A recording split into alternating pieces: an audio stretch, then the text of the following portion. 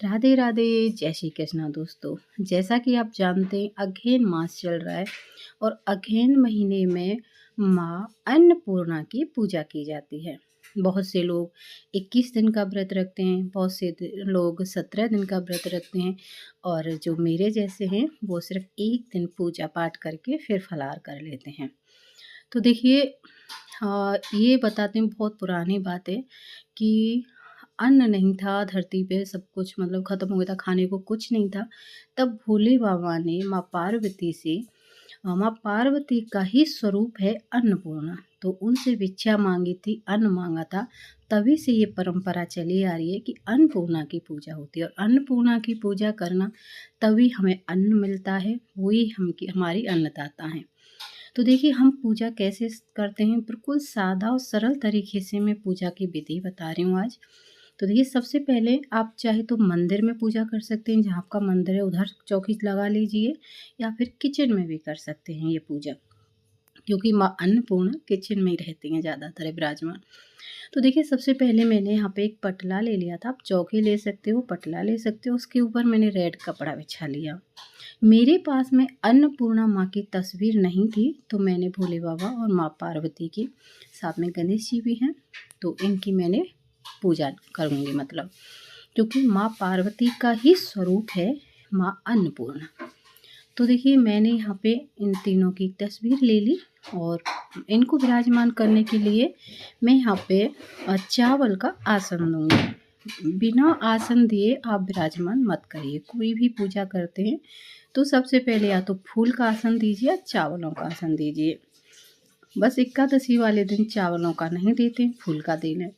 तो यहाँ पे देखिए, मैंने आसन देके विराजमान कर दिया है। उसके बाद वैसे तो तस्वीर में गणेश जी हैं, लेकिन फिर भी मैं अलग से गणेश जी को स्थापित कर रही हूँ। तो यहाँ पे देखिए, थोड़ी से चावल का आसन दिया और गणेश भगवान जी को यहाँ पे मैंने विराजमान कर दिया। तो गणेश भगवान जी विराजमान हो गए। इसके बाद देखिए, हमको कलश को स्थापित करना। जैसे कलश स्थापना पूजा करते हैं उस तरह से नहीं करना, आप चाहे तो वैसे भी कर सकते हैं। बस मैंने कलश को आसन दिया और जल भर के रख लिया। इसमें मैंने कलाया पहले से ही बांध दिया था। जल हमें शुद्ध लेना है। उसके बाद में देखिए, हम आसन देंगे चावलों का और यहाँ पे दीपक को रखेंगे। तो यहाँ पे देखिए, मैंने घी का दीपक ले लिया है। आप मिट्टी का दीपक लेना चाहें तो मिट्टी का भी दीपक ले सकते हैं। उसके बाद में देखिए, तावे या पीतल की एक कटोरी, प्लेट कुछ भी लीजिए, उसमें आप चावल भर लीजिए। देखिए, वैसे तो महत्व होता है धान का, इस टाइम पे ना धान की फसल होती है, लेकिन यहाँ बाज़ार में नहीं मिलते हैं, तो उसकी वजह से ना फिर मैंने चावल ही ले लिए थे। उसके बाद में देखिए, मैंने सभी को स्नान स्वरूप में इस तरह से फूल लेकर के लोटे में जल ले लिया, इनको स्नान करा दिया। और उसके बाद में देखिए, माँ पार्वती को और गणेश जी को तो हम तिलक रोली से लगा देंगे, उससे पहले हम दीपक को जला लेंगे। तो यहाँ पे सबसे पहले पूजा करने से पहले हमें दीपक को ज़रूर से जला लेना चाहिए। उसके बाद में देखिए, हम यहाँ पे रोली लेंगे, तो रोली से हम गणेश जी को तिलक करेंगे, माँ पार्वती को अन्नपूर्णा स्वरूप मान के तिलक करेंगे, गणेश जी को कर देंगे। जो हमने कलश स्थापित किया वहाँ पे दीपक पे, और जो हमने कटोरी में चावल भर के रखे थे उस पे भी तिलक लगाना है। इसका बहुत महत्व है। धान मिल जाए आपको तो धान ज़रूर से लाइएगा, लेकिन मेरे पास धान नहीं थे तो मैंने चावल ही ले लिए। भोले बाबा को तिलक चंदन का लगाना चाहिए, तो यहाँ पे मैंने चंदन ले लिया है।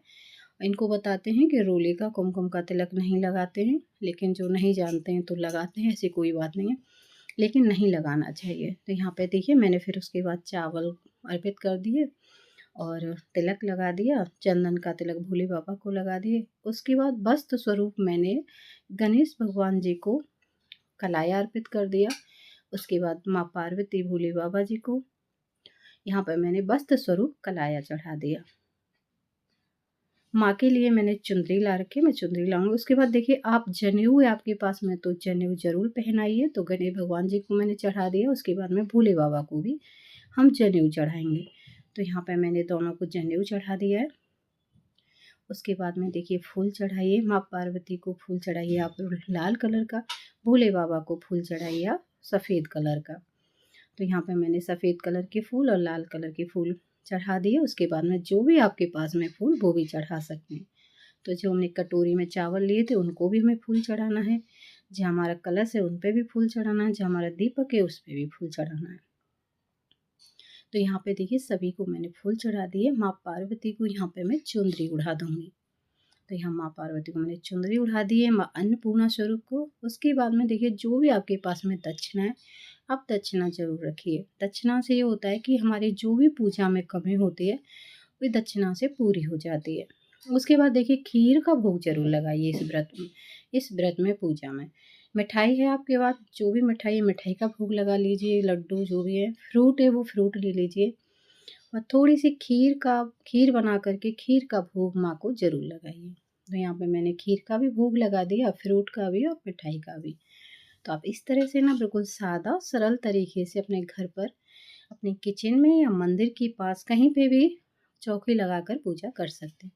उसके बाद देखिए मैंने यहाँ पे धूप दिखा दी है सभी को। धूप दिखाने के बाद हम यहाँ पे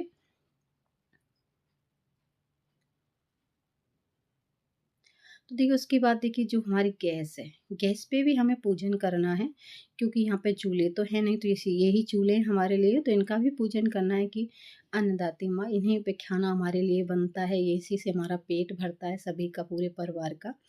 तो इसका मैंने पूजन कर दिया, स्वास्तिक बना लिया, चावल चढ़ा दिए, तिलक लगा करके फूल चढ़ा दिए, धूप दिखा दी। तो इस तरह से हम इसका भी पूजन करेंगे। इसके पूजन करने के बाद में माँ अन्नपूर्णा की हम कथा सुनेंगे। कथा के लिए देखिए सबसे पहले हमें हाथ में चावल और फूल ले लेने हैं, और क्यों कभी भी खाली हाथ में कथा नहीं सुननी चाहिए। कथा की वीडियो मैंने चैनल पे डाल दी है, आप जा कर के सुन सकते हैं, आप देख लीजिएगा। तो देखिए उसकी कथा सुनने के बाद में हम जो फूल और चावल लिए थे हम माँ अन्नपूर्णा को भोले बाबा को चढ़ा देंगे, और उसके बाद में देखिए हम दीपक जला के आरती करेंगे। तो सबसे पहले हम गणेश भगवान जी की आरती करेंगे, उसके बाद में माँ अन्नपूर्णा की, भोले बाबा की आरती करेंगे। तो यहाँ पे अगर आरती आती है तो ठीक है, अगर आरती नहीं आती है तो हाथ जोड़ के 5 बार इस तरह से आरती कर दीजिए, तो आपकी आरती ही मानी जाएगी। तो यहाँ पे देखिए मैंने आरती कर दी है।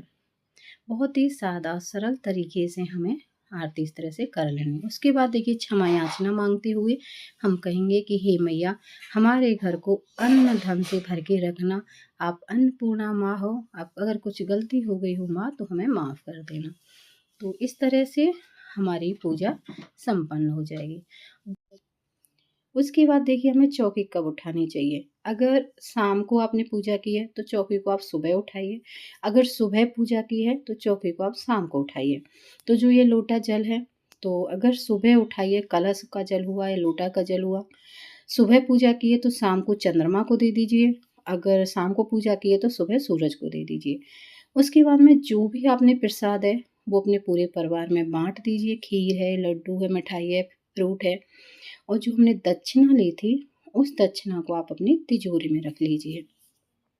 अन्नपूर्णा माँ की पूजा होती है, तो इस तरह से माँ की हमारी पूजा की जाती है, बहुत ही सादा सरल तरीके से। तो आप सभी को मेरी ये छोटी सी वीडियो कैसी लगी है मुझे कमेंट में ज़रूर बताइएगा, और एक और छोटी सी वीडियो के साथ मिलती हूँ। तब तक के लिए राधे राधे, जय श्री कृष्णा दोस्तों। आपके प्यार और सपोर्ट की मुझे बहुत ज़रूरत है, तो प्लीज़ वीडियो को लाइक शेयर ज़रूर कीजिएगा।